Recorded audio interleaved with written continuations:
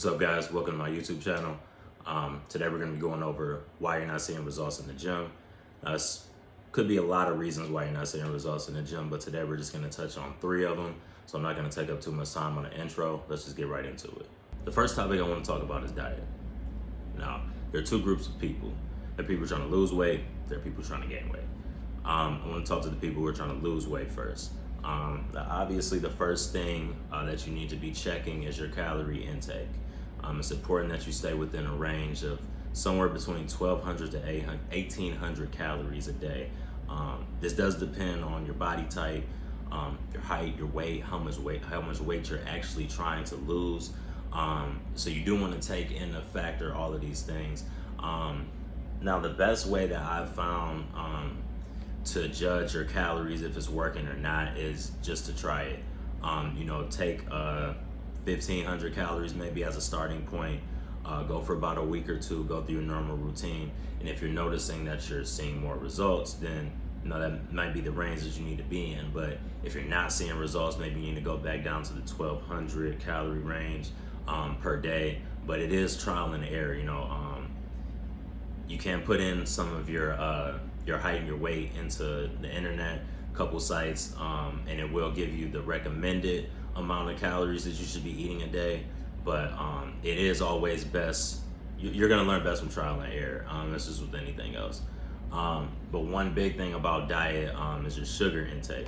I do notice a lot of people have trouble with sugar, whether it's from candy, junk food, cereal, or if you're even drinking it in fruit punch, Gatorade, pop. All of that stuff is gonna hurt your diet. You should be getting only about 100 calories per day from sugar. So that's about 24 grams for women. It's about 36 grams for men. So it's really not a lot.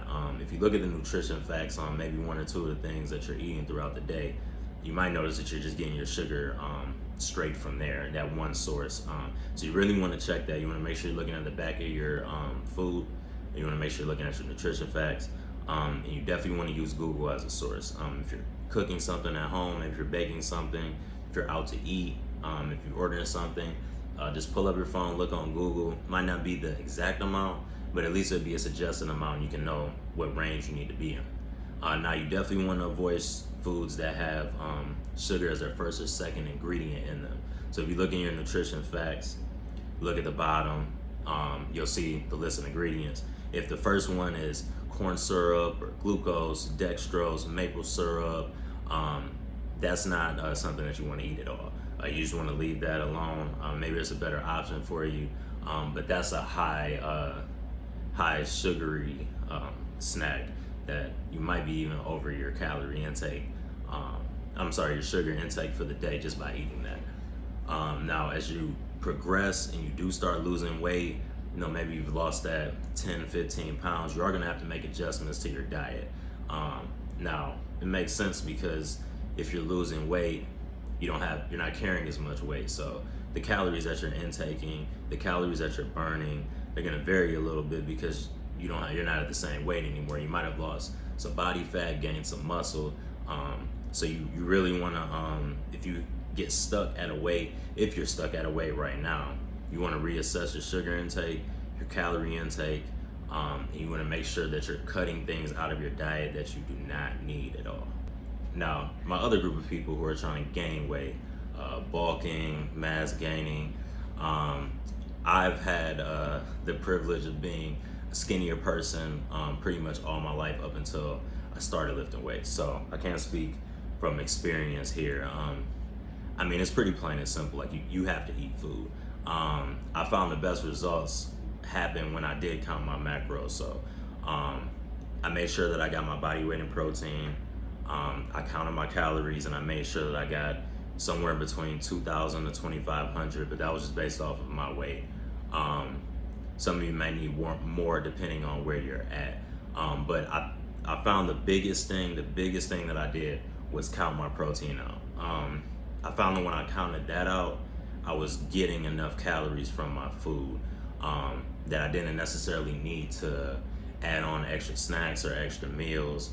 I feel like that was the biggest aspect of it. But I also think too that helps you in a leaner way too.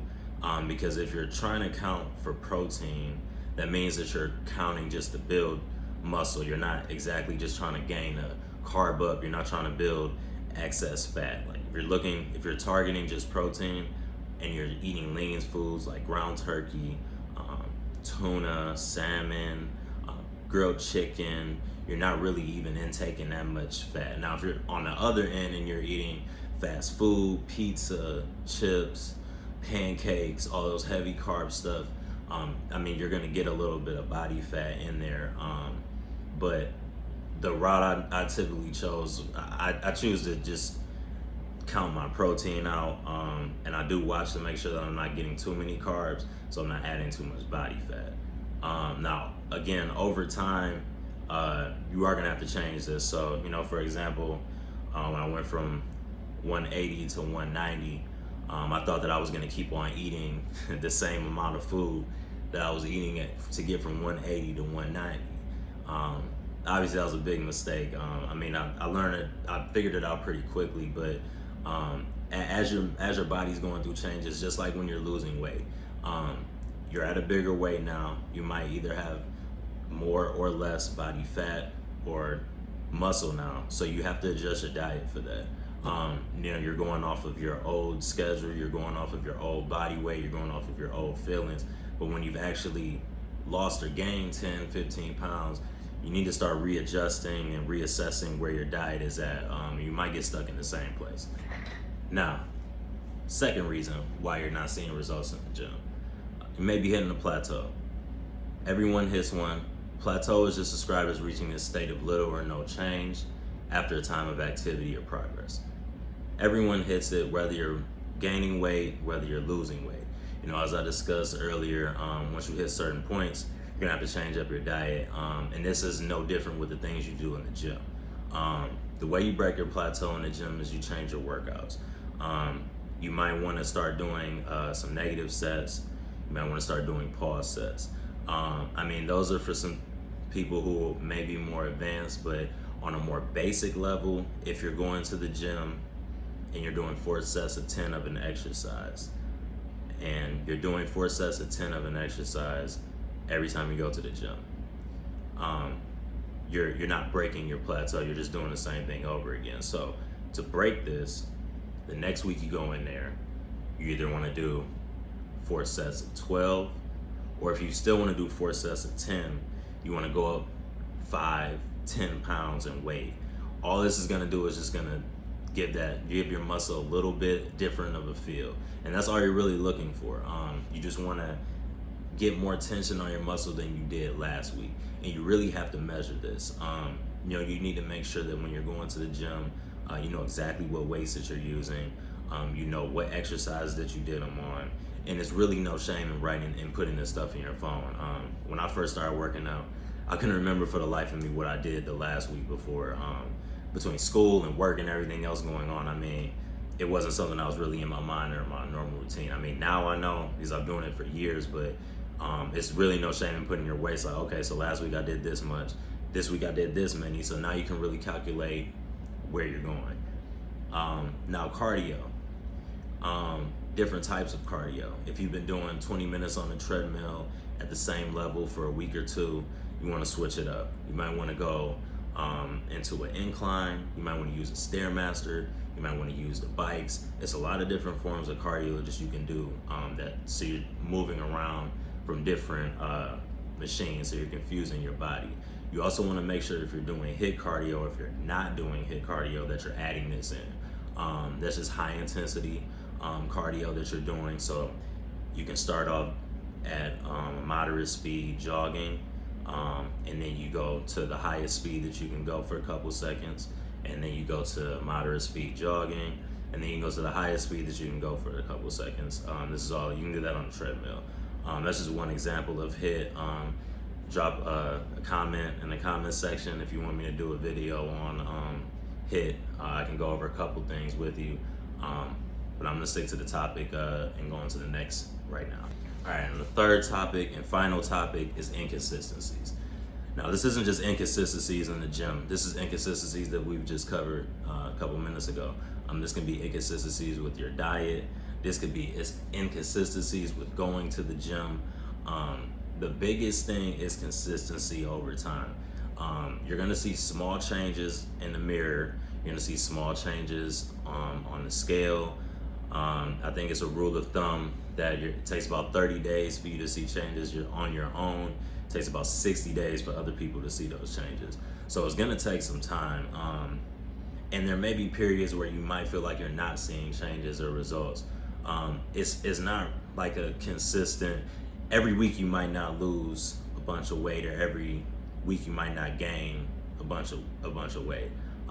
There's a bunch of factors, life, diet, not keeping up with your meals, inconsistent sleep. You get busy. It's just how it is. I mean, and no one's perfect. So all 52 weeks of the year, I mean, you're not going to be perfect diet, perfect gym schedule, but for the most part, you should be on a consistent schedule, at least 3 weeks out of the month. I know one thing that I used to do when I first started working out, every time I started to see a little bit of results, I kind of started slacking off in the gym. And I noticed it, a couple years afterwards, like after I would get there, I would go maybe for about 6 or 7 months really hard, and then the next month I would kind of slack off, and then be like, oh, I look a little bit different. You kind of you have to keep the same intensity and consistency up, or the results that you did make, they're gonna decline. So the biggest thing with consistency is staying on a set schedule when you're going to the gym. Schedule your off days, schedule your meals, even schedule when you're gonna make your meals, so it's easier throughout the week. So you can just stay consistent on calorie intake, consistent on your protein intake, and consistent on gym schedule. You also want to make sure you're maintaining consistent sleep. You want to get somewhere between 6 and 8 hours every single night. I know it can be difficult, but this is really going to help your recovery time. If you get anything less than that, it is going to delay your results. So you really want to base your schedule around great sleep, good diet, and a consistent gym schedule, and you should start seeing some more results in the gym.